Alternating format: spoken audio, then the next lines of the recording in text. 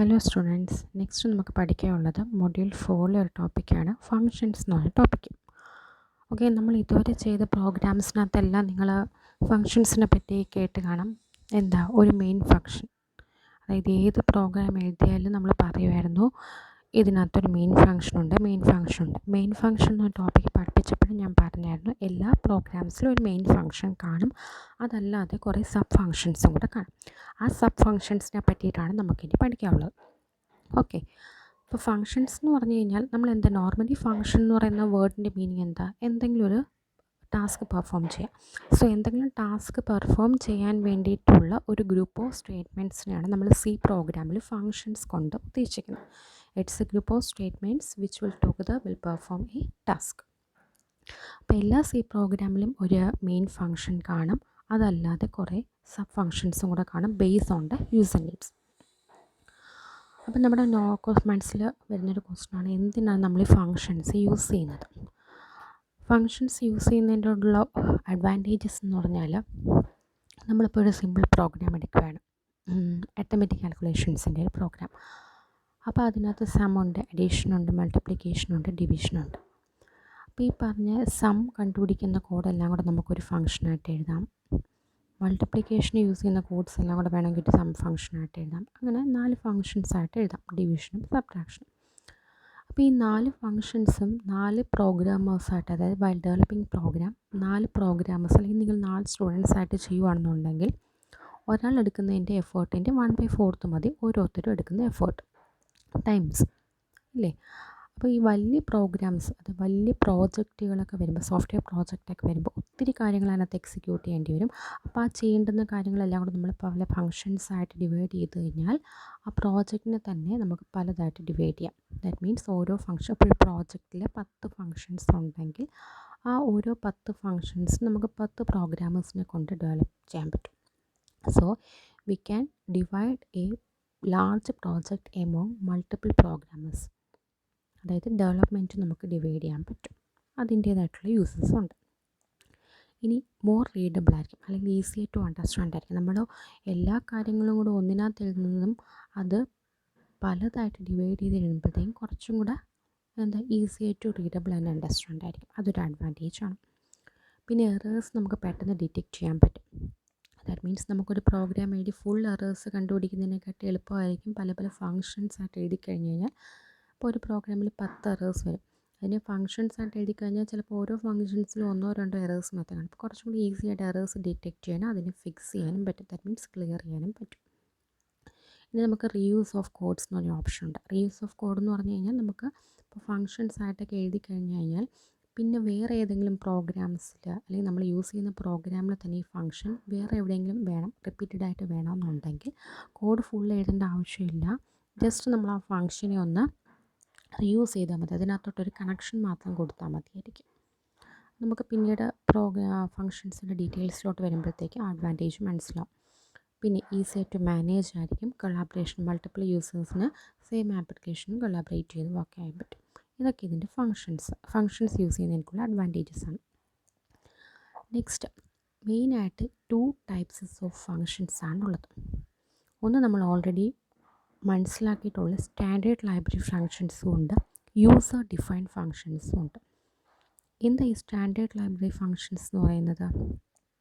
ഒരു എക്സാമ്പിൾ പറയുകയാണെങ്കിൽ print F, scan F, അതെല്ലാം സ്റ്റാൻഡേർഡ് ലൈബ്രറി ഫങ്ഷൻസ് ആണ്.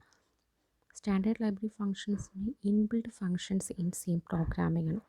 അതായത് നമ്മളായിട്ടല്ല, പ്രോഗ്രാമേഴ്സ് തന്നെ സി ലാംഗ്വേജിൻ്റെ കോഡ് ഡെവലപ്പ് ചെയ്തപ്പോൾ പ്രോഗ്രാമേഴ്സ് തന്നെ ഓൾറെഡി സെറ്റ് ചെയ്ത് വെച്ചേക്കുന്ന ഫങ്ഷൻസാണത്.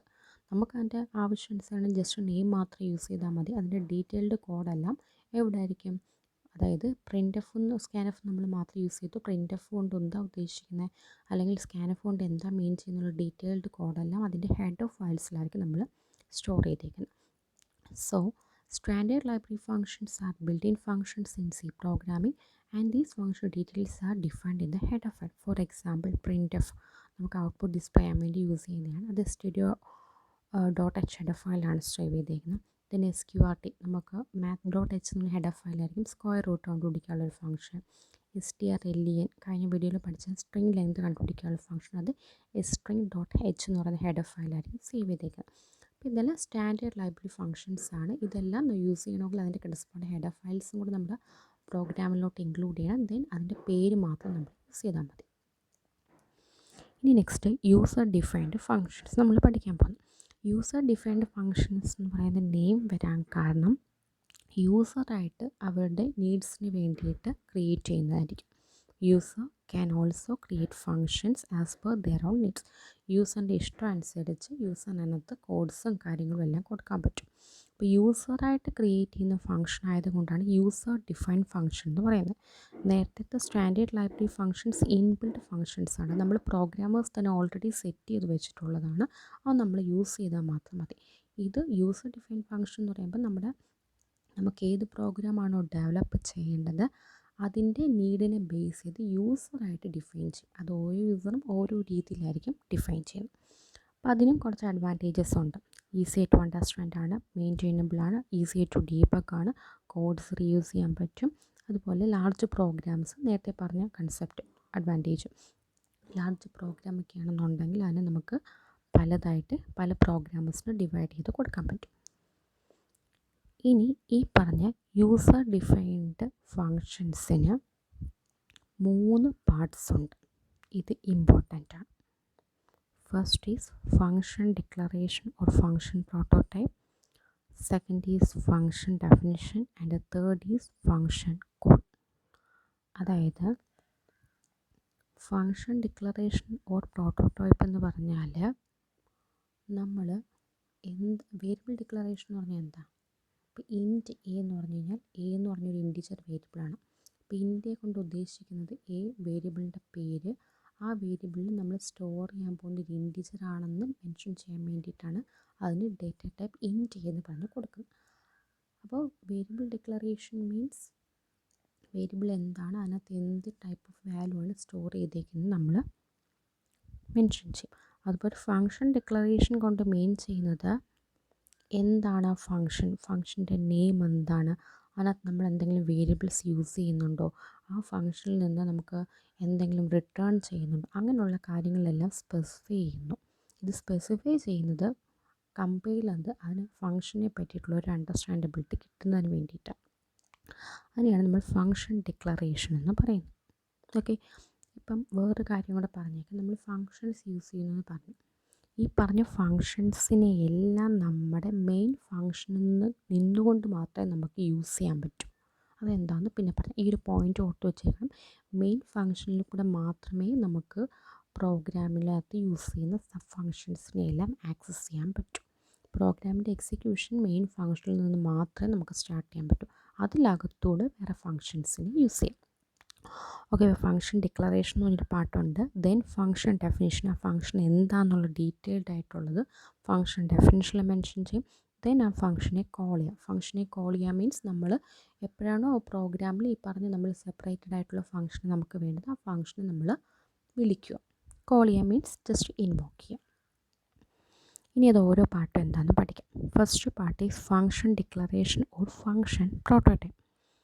ഞാൻ ഓൾറെഡി പറഞ്ഞു, ഫങ്ഷൻ ഡിക്ലറേഷൻ എന്ന് പറഞ്ഞു കഴിഞ്ഞാൽ അതിനകത്ത് ഫങ്ഷൻ്റെ നെയിം കാണും, ഫങ്ഷനെ പാരാമീറ്റേഴ്സ് കാണും. പാരാമീറ്റേഴ്സ് എന്ന് പറഞ്ഞാൽ ഒന്നുമില്ല, നമ്മൾ ഫങ്ഷനകത്ത് യൂസ് ചെയ്യുന്ന വേരിയബിൾസ് എന്താണോ അതിൻ്റെ ടൈപ്പ്, അതിനെയൊക്കെയാണ് ആ വേരിയബിൾസിനെയാണ് നമ്മൾ പാരാമീറ്റേഴ്സ് എന്ന് പറയുന്നത്. ദെൻ റിട്ടേൺ ടൈപ്പ്, ആ ഫങ്ഷൻ നമ്മളിപ്പം മെയിൻ ഫങ്ഷൻ എഴുതുമ്പോൾ വോയിഡ് മെയിൻ എന്ന് പറഞ്ഞ് എഴുതി. കാരണം നമ്മൾ മെയിൻ ഫങ്ഷനിൽ നമുക്ക് വേറൊന്നും റിട്ടേൺ ചെയ്ത് കിട്ടുന്നില്ല, അതുകൊണ്ട് വോയിഡ് എന്ന് പറഞ്ഞ് കൊടുത്തു. അപ്പോൾ ഇൻറ്റിജർ വാല്യൂ റിട്ടേൺ ചെയ്യണമെങ്കിൽ ഇൻറ്റ് എന്ന് പറഞ്ഞ് കൊടുത്തേനെ. അതുപോലെ ഫങ്ഷനിൽ നിന്ന് നമുക്ക് എന്തെങ്കിലും റിട്ടേൺ ചെയ്യുന്നുണ്ടെങ്കിൽ ആ കാര്യങ്ങളെല്ലാം സ്പെസിഫൈ ചെയ്യുന്നത് ഫങ്ഷൻ ഡിക്ലറേഷൻ അല്ലെങ്കിൽ ഫങ്ഷൻ പ്രോട്ടോടൈപ്പ് വഴിയായിരിക്കും. അതിനകത്ത് ഫങ്ഷൻ ബോഡി ഒന്നും കാണില്ല. That means function body means just ഈ പറഞ്ഞ നെയിമും അതിനകത്ത് യൂസ് ചെയ്യുന്ന വേരിയബിൾസ് പാരാമീറ്റേഴ്സും റിട്ടേൺ ടൈപ്പ് മാത്രമേ കാണൂ. അല്ലാതെ ഫങ്ഷൻ ചെയ്യുന്ന വേറെ സ്റ്റേറ്റ്മെൻറ്റ്സോ കോഡും ഒന്നും കാണില്ല. So it is actually gives information to the compiler that the function may be later used in the program. ഇനി അതിൻ്റെ സിൻറ്റാക്സ് ആണ് താഴെ കൊടുത്തേക്കുന്നത്. ആദ്യം നിങ്ങൾ എക്സാമ്പിൾ നോക്കിക്കോ. ഇൻറ്റ് ആഡ് ഇൻറ്റ് ഇൻറ്റ് ബി എന്തിനായിരിക്കും? ജസ്റ്റ് നമുക്ക് രണ്ട് നമ്പേഴ്സ് ആഡ് ചെയ്യാനുള്ളൊരു ഫംഗ്ഷനാണ്. അപ്പോൾ അതിനകത്ത് ഇൻറ്റ് എന്ന് പറഞ്ഞൊരു ഡേറ്റ ടൈപ്പ് നമ്മൾ കൊടുത്തിട്ടുണ്ട്. അതിന് റിട്ടേൺ ടൈപ്പ് എന്നാണ് പറയുന്നത്. റിട്ടേൺ ടൈപ്പ് എന്ന് പറഞ്ഞാൽ നെക്സ്റ്റ് ആഡ് എന്ന് പറഞ്ഞ് കൊടുത്തേക്കുന്ന ഫംഗ്ഷൻ്റെ നെയിമാണ്. അപ്പോൾ ഈ ഫംഗ്ഷൻ എന്തെങ്കിലും റിട്ടേൺ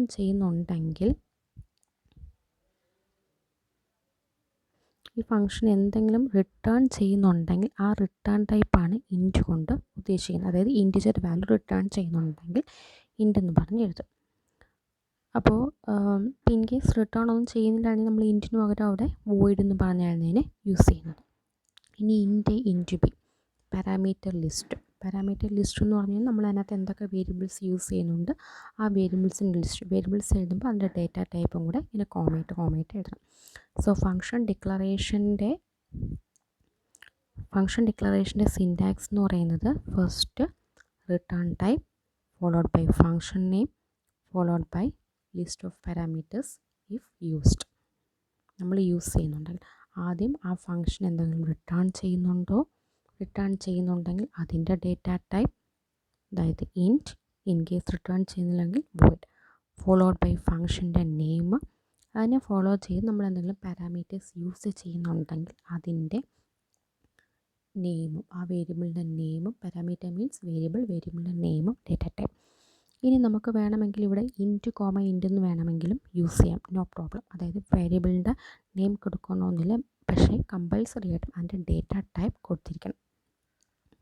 ഓക്കെ, അപ്പോൾ ഈ ഫംഗ്ഷൻ നെയിം എന്ന് പറയുന്നത് യൂസർ ഡിഫൈൻഡ് എന്ത് വേണമെങ്കിലും കൊടുക്കാം. രണ്ട് നമ്പേഴ്സിൻ്റെ സമ്മാണ് കണ്ടുപിടിക്കണമെങ്കിൽ സമ്മെന്ന് നമുക്ക് ഫംഗ്ഷൻ നെയിം കൊടുക്കാം, അഡീഷൻ എന്ന് പറഞ്ഞ് കൊടുക്കാം, അല്ലെങ്കിൽ ആഡ് ടു നമ്പേഴ്സിന് എന്ത് വേണമെങ്കിലും കൊടുക്കാം. കൊടുക്കുന്ന നെയിമിന് എത്ര വേർഡ്സ് വേണമെങ്കിലും ആകും.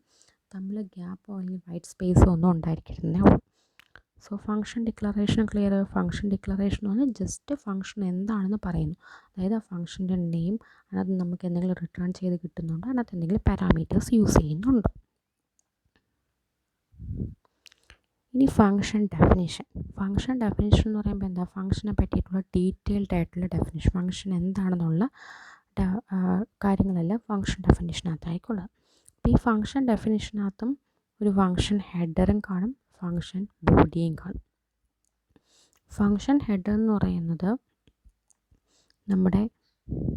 അതിൻ്റെ ഞാൻ ആദ്യമേ സിൻറ്റാക്സ് കാണിച്ചു തരാം. ഇതാണ് സിൻറ്റാക്സ് ഫംഗ്ഷൻ ഡിക്ലറേഷൻ്റെ. അപ്പോൾ ഈ പറഞ്ഞേക്കുന്ന സംഭവം അതെ, ഇതാണ് ഫംഗ്ഷൻ ഹെഡർ, ഇതാണ് ഫംഗ്ഷൻ ബോഡി. ഇപ്പോൾ ഫംഗ്ഷൻ ഹെഡറിനകത്ത് നമ്മൾ പ്രോട്ടോടൈപ്പിൽ പറഞ്ഞേക്കുന്ന പോലെ റിട്ടേൺ ടൈപ്പ് ഉണ്ട്, ദെൻ ഫംഗ്ഷൻ നെയിം ഉണ്ട്, ഫോളോഡ് ബൈ ആർഗ്യുമെൻറ്റ് ലിസ്റ്റ് ഉണ്ട്. ആർഗ്യുമെൻറ്റ് ലിസ്റ്റ് എന്ന് പറഞ്ഞാൽ നമ്മൾ പാരാമീറ്റേഴ്സിന് തന്നെയാണ് പറയുന്ന ആർഗ്യുമെൻറ്റ്സ് എന്ന് എഴുതുന്നത്. അപ്പോൾ ആക്ച്വലി പാരാമീറ്റേഴ്സ് എന്ന് പറയുമ്പോൾ നമ്മൾ യൂസ് ചെയ്യുന്ന വേരിയബിൾസ്, ദെൻ നമ്മൾ ആ വേരിയബിളിനകത്തോട്ട് പാസ് ചെയ്യുന്ന വാല്യൂസിനെയാണ് നമ്മൾ ആർഗ്യുമെൻറ്റ്സ് എന്ന് പറഞ്ഞ് എഴുതുന്നത്. അപ്പോൾ നിങ്ങൾക്ക് ഇവിടെ പാരാമീറ്റർ ലിസ്റ്റ് എന്ന് പറഞ്ഞാൽ എഴുതിയാലും കറക്റ്റാണിത്.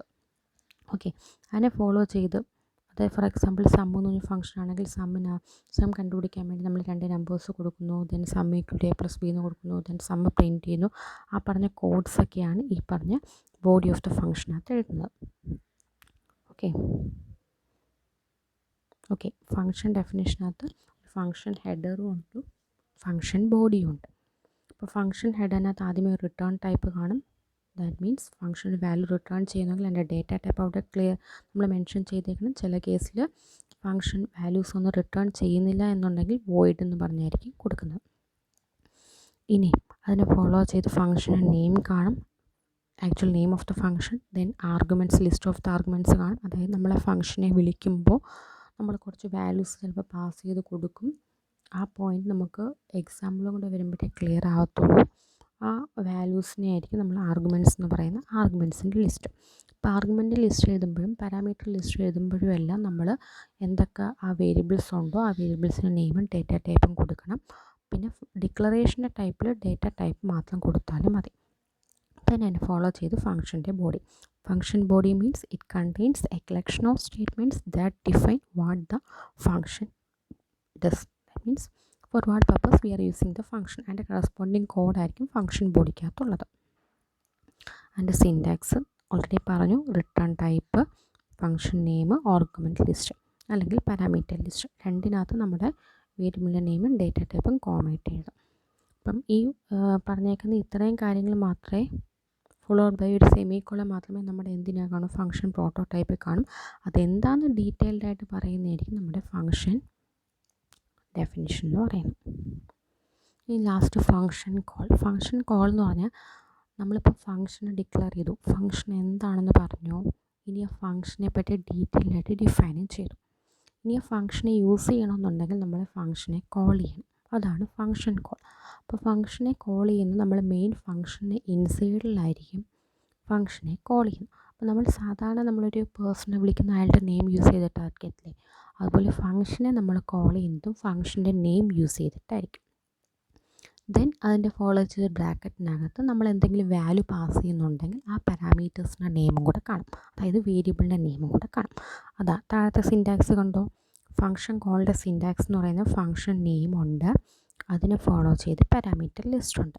ഈ പാരാമീറ്റർ ലിസ്റ്റ് എന്ന് പറഞ്ഞേക്കുന്നതൊക്കെ നമ്മൾ എന്തെങ്കിലും വാല്യൂ പാസ് ചെയ്യുന്നുണ്ടെങ്കിൽ മാത്രമേ കാണൂ, അല്ലെങ്കിൽ അത് ബ്ലാങ്ക് ആയിട്ട് 2 ബ്രാക്കറ്റ്സ് മാത്രമേ കാണത്തുള്ളൂ. അപ്പം നമ്മൾ ഈ ഫംഗ്ഷനെ മെയിൻ ഫംഗ്ഷനിൽ നിന്ന് കോൾ ചെയ്യുന്നു എന്ന് പറഞ്ഞു. അപ്പോൾ ഇതിനെ കോൾ ചെയ്യുമ്പോൾ കൺട്രോൾ നമ്മുടെ മെയിൻ ഫംഗ്ഷനിൽ നിന്ന് നമ്മൾ ഏത് ഫംഗ്ഷനെയാണോ കോൾ ചെയ്ത് അങ്ങോട്ട് ജമ്പ് ചെയ്യും. ദെൻ ആഫ്റ്റർ എക്സിക്യൂഷൻ എന്ന് പറഞ്ഞു കഴിഞ്ഞാൽ ആ ഫംഗ്ഷൻ്റെ എക്സിക്യൂഷൻ കഴിയുമ്പോൾ തിരിച്ച് കൺട്രോൾ മെയിൻ ഫംഗ്ഷനിലോട്ട് വരും. ഒന്നും കൂടെ പറയാം, നമ്മളൊരു ഫംഗ്ഷനെ കോൾ ചെയ്യുമ്പോൾ അത് മെയിൻ ഫംഗ്ഷൻ എന്നായിരിക്കും കോൾ ചെയ്യുന്നത്. കൺട്രോൾ ഓട്ടോമാറ്റിക്കലി മെയിൻ ഫംഗ്ഷനിലോട്ട് നിന്ന് നമ്മുടെ കോൾഡ് ഫംഗ്ഷനിലോട്ട് പോകും. Then after the completion of the function execution, the control again transfer back to the main function. Okay, അപ്പം ഫംഗ്ഷൻ്റെ നമ്മൾ വിളിക്കുന്ന സബ് ഫംഗ്ഷൻ്റെ എക്സിക്യൂഷൻ കംപ്ലീഷൻ എന്ന് നമുക്ക് മനസ്സിലാവുന്നത് ഒന്നെങ്കിൽ ആ ക്ലോസിങ് ബ്രേസ് കാണുമ്പോഴോ അല്ലെങ്കിൽ ഒരു റിട്ടേൺ സ്റ്റേറ്റ്മെൻറ്റ് കാണും. ആ സെക്കൻഡ് പോയിൻ്റ് കണ്ടോ, a called function performs a defined task and when its return statement is executed. ഒന്നെങ്കിൽ നമ്മുടെ ഫംഗ്ഷനകത്ത് റിട്ടേൺ സ്റ്റേറ്റ്മെൻറ്റ് കാണും, or function ending closing place. Return statement ഇല്ലെങ്കിൽ ഫംഗ്ഷൻ്റെ ക്ലോസിങ് പ്ലേസ് എപ്പോൾ റീച്ച് ചെയ്യുന്നു, that means the function is completed. ആ സമയത്ത് നമ്മൾ it returns the program control back to the main programme.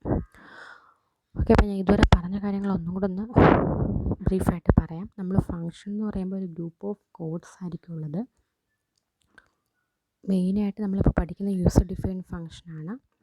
User defined ഫംഗ്ഷനകത്ത് function എന്താണെന്നൊക്കെ ഒന്നൊരു ബ്രീഫ് ഐഡിയ തരുന്നൊരു ഫംഗ്ഷൻ ഡിക്ലറേഷൻ കാണും. ദെൻ ഫംഗ്ഷൻ ഡെഫിനിഷനകത്ത് ഫംഗ്ഷൻ എന്താണെന്നുള്ള ഡീറ്റെയിൽഡ് ഡെഫിനിഷൻ ആയിരിക്കും ഉള്ളത്. ഇനി ഇവരെ നമുക്ക് ആക്സസ് ചെയ്യണമെങ്കിൽ അവരെ നമ്മൾ കോൾ ചെയ്യണം. അപ്പം 3 പാർട്സാണ് ഉള്ളത്: function declaration, function definition, function call. ഇനി നമുക്കൊരു എക്സാമ്പിൾ കാണാം.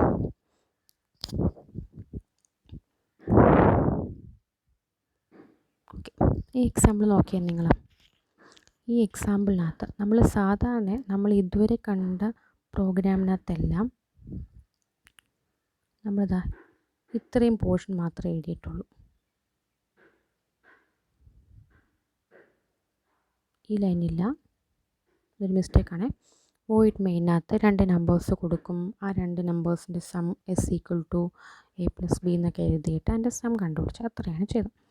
ഇനി ഈ ഒരു പ്രോഗ്രാമിനകത്ത് നമ്മൾ ചെയ്യുന്നത്, നമ്മൾ സം കണ്ടുപിടിക്കാൻ വേണ്ടി വേറൊരു ഫംഗ്ഷനെ യൂസ് ചെയ്യും.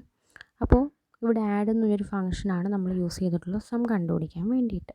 ഓക്കെ, അപ്പോൾ ഇതിൽ ഈ നമ്മൾ ഈ ഫംഗ്ഷൻ ഡിക്ലറേഷൻ എന്ന് പറയുന്നത് മെയിൻ ഫംഗ്ഷന് മുമ്പ് between the head of files and the main ഫംഗ്ഷനകത്തായിരിക്കും ഫംഗ്ഷൻ ഡിക്ലറേഷൻസ് എഴുതുന്നത്. അപ്പോൾ നമുക്കൊരു പ്രോഗ്രാമിൽ എത്ര സബ് ഫംഗ്ഷൻസ് വേണമെങ്കിലും യൂസ് ചെയ്യാം. അപ്പോൾ അതിൻ്റെ എല്ലാം ഹെഡ് ഓഫ് ഫയൽസിനും മെയിൻ ഫംഗ്ഷനും ഇടയ്ക്ക് അതിൻ്റെ എല്ലാം ഡിക്ലറേഷൻ എഴുതും.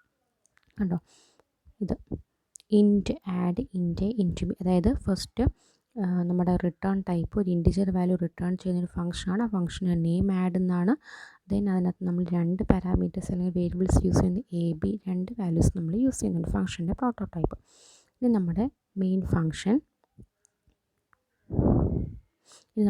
ഫംഗ്ഷൻ, ദെൻ അതിന് ഫോളോ ചെയ്ത് നമ്മുടെ ഫംഗ്ഷൻ്റെ ഡെഫിനിഷൻ എഴുതിയിട്ടുണ്ട്.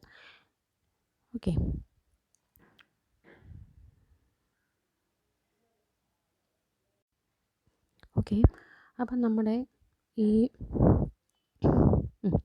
അപ്പം നമ്മുടെ ഈ ചില കേസിൽ നമ്മുടെ ഈ ഒരു ഫങ്ഷൻ ഡെഫിനിഷൻ ഉണ്ടല്ലോ, അതായത് ഇത്രയും പാർട്ട് നമ്മുടെ മെയിനിന് മുമ്പേ കയറി എഴുതും. അതായത് ഹെഡർ ഫയലിൻ്റെ തൊട്ട് താഴെയായിട്ട് ഈ റൗണ്ട് ചെയ്തേക്കുന്ന പോർഷൻ എഴുതും. ഫങ്ഷൻ എന്താണെന്ന് മുമ്പേ തന്നെ പറഞ്ഞു കൊടുത്തു. അപ്പോൾ പിന്നെ ഈ ഫങ്ഷൻ ഡിക്ലറേഷൻ്റെ ആവശ്യം വരത്തില്ല. മനസ്സിലായോ? ഫങ്ഷൻ ഡെഫിനിഷൻ നമ്മളിപ്പോൾ പറഞ്ഞത് നമ്മുടെ ഹെഡർ ഫയലിനും മെയിൻ ഫങ്ഷനും ഇടയ്ക്കാണ് നമ്മുടെ ഫങ്ഷൻ ഡിക്ലറേഷൻ അല്ലെങ്കിൽ പ്രോട്ടോടൈപ്പ് എഴുതുന്നതെന്ന് പറഞ്ഞു. ചില കേസിൽ ഈ ഫങ്ഷൻ ഡെഫിനിഷൻ ആയിരിക്കും ഈ ഹെഡർ ഫയലിൻ്റെയും മെയിൻ ഫങ്ഷനും ഇടയ്ക്കാണ്. അപ്പോൾ ഡിക്ലറേഷൻ പാർട്ടിൻ്റെ ആവശ്യമില്ല. മെയിൻ ഫങ്ഷനെ ഫോളോ ചെയ്ത് നമ്മുടെ ഫങ്ഷൻ ഡെഫിനിഷൻ എഴുതുമ്പോഴാണ് നമ്മുടെ മെയിൻ ഫങ്ഷൻ ഡിക്ലറേഷൻ നമ്മൾ യൂസ് ചെയ്യുന്നത്. ഓക്കെ, അപ്പോൾ ഈ പ്രോഗ്രാം ഞാൻ ജസ്റ്റ് ഒന്ന് എക്സ്പ്ലെയിൻ ചെയ്യാം. ഹെഡർ ഫയൽ ഫങ്ഷനെ ഡിക്ലെയർ ചെയ്തിട്ടുണ്ട്, അതായത് return type, functional name, add. അതിനകത്ത് നമ്മൾ യൂസ് ചെയ്യുന്ന 2 വേരിയബിൾസാണ്, 2 പാരാമീറ്റർ ലിസ്റ്റായിട്ട് എഴുതിയിട്ടുള്ളൂ. Int A comma int B. ഇവിടെ നമുക്ക് ഇൻറ്റ് കോമ ഇൻറ്റ് എന്ന് മാത്രം എഴുതിയാലും മതി. നമ്മുടെ മെയിൻ ഫങ്ഷനകത്തോട്ട് കയറി മെയിൻ ഫങ്ഷനകത്ത് 2 നമ്പേഴ്സ് സ്റ്റോർ ചെയ്യാൻ വേണ്ടിയിട്ടുള്ള variables n1 comma n2 then followed by the sum variable. 2 numbers enter ചെയ്തു, അത് n1ലും n2ലും കൊണ്ട് സ്റ്റോർ ചെയ്തിട്ടുണ്ട്. ദെൻ ഇത് കണ്ടോ, sum equal to add of n1 comma n2. ഇതാണ് ഇവിടുത്തെ ഫങ്ഷൻ കോൾ. ഫങ്ഷൻ കോൾ എന്ന് പറയുമ്പോൾ നമ്മൾ ഫങ്ഷനെ കോൾ ചെയ്യുന്നു ബൈ യൂസിങ് ദ നെയിം. അപ്പോൾ ഇവിടെ നമ്മൾ ആഡ് എന്ന് പറഞ്ഞൊരു ഫങ്ഷനെ കോൾ ചെയ്യും. ആഡ് എന്ന് പറഞ്ഞൊരു ഫങ്ഷനെ കോൾ ചെയ്യുമ്പോഴത്തേക്കും നമ്മുടെ കൺട്രോൾ ഇവിടെ നിന്ന് ഇങ്ങോട്ട് വരും. ദെൻ ആഫ്റ്റർ എക്സിക്യൂഷൻ ഇവിടെ നിന്ന് തിരിച്ച് വീണ്ടും ഇങ്ങോട്ട് പോകും. മനസ്സിലായോ? കോൾ ചെയ്യുമ്പോഴത്തേക്ക് സമ്മിൽ നിന്ന് നമ്മുടെ ഇൻറ്റ് ആഡ് എന്ന് പറഞ്ഞ ഫങ്ഷൻ ഡെഫിനിഷനിൽ വന്ന് അതിനെ എക്സിക്യൂട്ട് ചെയ്യും. എക്സിക്യൂഷൻ കഴിഞ്ഞിട്ട് തിരിച്ച് വീണ്ടും ഈ സം ഈക്വൽ ടു ആഡ് എവിടെ നിന്നാണോ വിളിച്ച് അവിടോട്ട് എത്തും. ഓക്കെ, അപ്പം നമ്മളിവിടെ നമ്മൾ 2 നമ്പേഴ്സ് കൊടുത്തു. ദെൻ നമുക്ക് സം ചെയ്യണം. സം ചെയ്യാനുള്ള കോഡ് നമ്മൾ താഴെയാണ് എഴുതിയിട്ടുള്ളത്.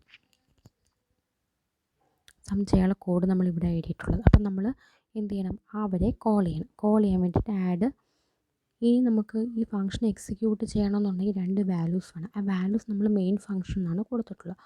ആ 2 വാല്യൂസും കൂടെ നമ്മൾ പാസ് ചെയ്ത് കൊടുക്കണം, n1 കോമ n2. അതായത് നമുക്ക് ആഡ് എന്നൊരു ഫംഗ്ഷൻ ഇവിടെ താഴെ എക്സിക്യൂട്ട് ചെയ്യണമെങ്കിൽ 2 വാല്യൂസ് വേണം. ആ വാല്യൂസ് നമ്മൾ മെയിൻ ഫംഗ്ഷനിൽ കൊടുത്തിട്ടുണ്ട്. അതും കൂടെ എൻ്റെ കൂട്ടത്തിൽ പാസ് ചെയ്ത് add within bracket n1 comma n2. അപ്പോൾ കൺട്രോൾ ഇവിടെ വന്നു. ഇവിടെ വന്നിട്ട് എന്ത് ചെയ്തു? എ ബി എന്ന് പറഞ്ഞാൽ ഇവിടുത്തെ n1ൽ നമ്മൾ പാസ് ചെയ്യുന്ന വാല്യൂ ഇവിടെ എയിലിരിപ്പുണ്ട്. n2ൽ നമ്മൾ പാസ് ചെയ്യുന്ന വാല്യൂ ഇവിടെ ബിയിൽ വന്ന് സ്റ്റോറായി. n1ലുള്ളത് നമ്മൾ n1ലൂടെ പാസ് ചെയ്തത് എയിൽ വന്ന് സ്റ്റോർ ചെയ്തു. n2ൽ പാസ് ചെയ്ത് ബിയിൽ വന്ന് സ്റ്റോർ ചെയ്തു. ഇത് വേറെ നെയിംസ് നമ്മളിവിടെ കൊടുത്തു എന്നേ ഉള്ളൂ. വേണമെങ്കിൽ n1 n2 തന്നെ ഇവിടെ കൊടുക്കാം, പ്രോബ്ലം ഒന്നും ഇല്ല.